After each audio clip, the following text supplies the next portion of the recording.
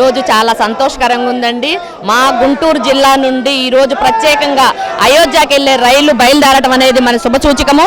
దాంట్లో భాగంగా 1345 మంది మరి యాత్రికులందరూ కూడా ఎక్కి ఉన్నారు.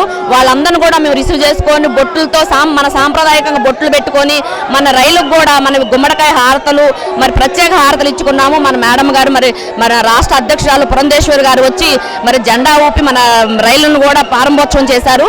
చాలా ఆనందకరంగా ఉంది. యాత్రికులందరూ కూడా ఈ అవకాశాన్ని చాలా సద్వినియోగం చేసుకుంటున్నారు. రాబోయే కాలంలో ఈ యాత్ర అనేది ఆహ్లాదకరంగా ఉండాలని, ఇంకా చాలా సంతోషంగా ఉండాలని, ఇంకా ఎక్కువ మంది వేల లక్షల మందిలో యాత్రికులు ప్రయాణం చేయాలని మేమందరం కూడా గుంటూరు పార్లమెంట్ మహిళా మోర్చా తరపు నుంచి కోరుకుంటున్నాం. జై శ్రీరామ్. ఈ రాముని ప్రతిష్ఠ అయోధ్యలో జరిగినందుకు మాకు చాలా ఆనందంగా ఉంది. కానీ భక్తులు వెళ్ళాలని మేము వెళ్ళలేకపోతున్నాం. ఈసారి మేము వెళ్ళాలి, ఎప్పుడు చూడాలి ఆ రాముణ్ణి.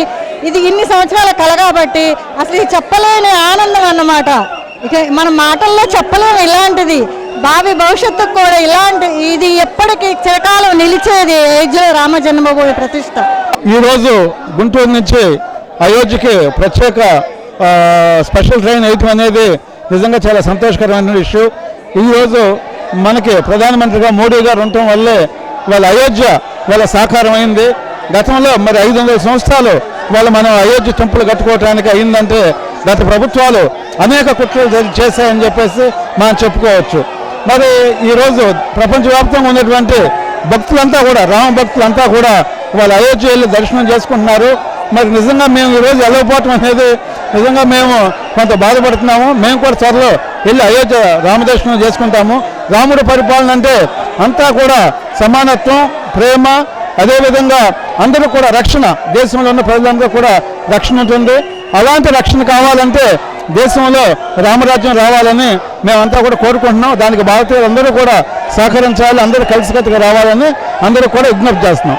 500 సంవత్సరాల నాటి మన కళ ఈరోజు అయోధ్యలో బాలరామాలయం నిర్మాణమైంది. ఆ కళ మనకి ఇవాళ నెరవేరింది. అట్లాగే భారతదేశంలో మంచి రోజులు వచ్చాయి. అలాగే రామరాజ్యం కూడా వస్తుంది. దానికి మేమంతా సంతోషంగా సంతృప్తికున్నాం. అట్లాగే గుంటూరు నుంచి అయోధ్యకి స్పెషల్ ట్రైన్ వేయటం, భక్తులందరినీ తీసుకెళ్ళటం కూడా సంతోషకరంగా ఉంది. ఇది కొనసాగాలని చెప్పి ఆశిస్తూ సెలవు.